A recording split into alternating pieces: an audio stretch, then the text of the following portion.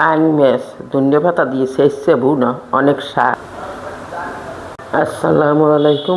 Buying মাছ ডগরি মাছ পাড়ায় সেচছে দাগা লাগিয়ে ভাজবো ধনিয়া পাতা দিয়ে। মাছটা আমি কাটতে ভালোভাবে ধুয়ে নিচ্ছি, বলে হাল্লো বাইং মাছ গ্রামের ভাষায়। হাল্লো বাইং মাছ বলার উদ্দেশ্য হয়েছে যে এটা ওই করুক বেহা হয়ে যায়, এইভাবে বুনো করলে যারা বাইং মাছ খায় বুনো করে। আমি নারকেল দেবো না, নারকেল আমার ছেলে পছন্দ করে না। বেহা হয়ে থাকবার তুলো তুলো করে দেবো বেশি, এগুলো কিছু কাদার ভিতর থাকে। একটু আদা বাটা দিই, 1 চামচ রসুন বাটা, একটা 20 কেজির মতন পেঁয়াজ, মরিচের গুঁড়ো, হলুদের গুঁড়ো,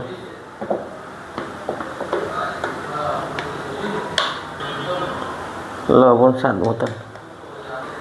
একটু তেল দিয়ে মাখিয়ে নেব।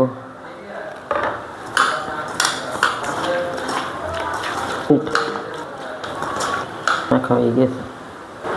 1 চামচ ধনিয়ার গুঁড়ো আর 1/2 চামচ জিরের গুঁড়ো আমি দিয়ে দিলাম। এতে ধনিয়া পাতা দেবো, 1 চামচের বেশি দেবো না মশলা।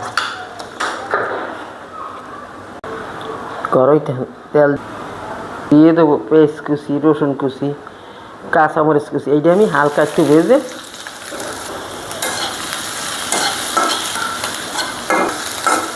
হালকা ভেজে পরে দিয়ে দেবো। এগুলো ফ্লেভারটা ভালো হইবে। ধনিয়া পাতা দেবো, হালকা লাল হয়ে গেছে, সুন্দর একটা ফ্লেভার। আমি এটা তুললে এক সাইড এখানে রাখতে দেবো। মাছটা দিয়ে দিলাম আমি,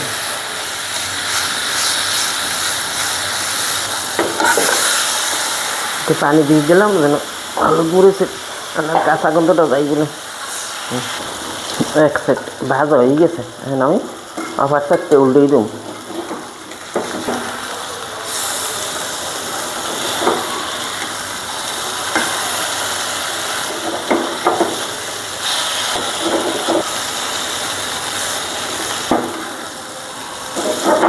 ভাজা সুন্দর একটা ফ্লেভার বেরিয়েছে,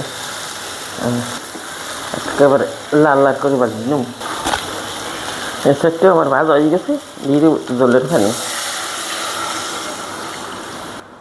এখন উপর থেকে দিয়ে দেবো ওই কাঁচামরিচ, পেঁয়াজ, রসুন ভাজাটা, স্বাদ দ্বিগুণ বাড়াই দেবে।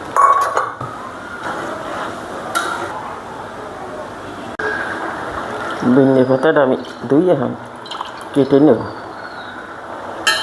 সেরকম মাছ এখন ধনিয়া পাতা আগে দিকে এসব আনলে না, আর এর ফ্লেভারটাও সেই রকম নতুন পাতার মতন।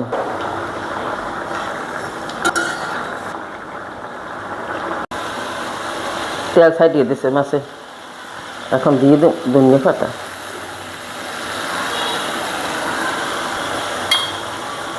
একেবারে পোড়া পোড়া হইতেছে, খেতে অনেক স্বাদ। এখন আমি তুলে নেব, পুরো পোড়া ভাজা হয়ে গেছে।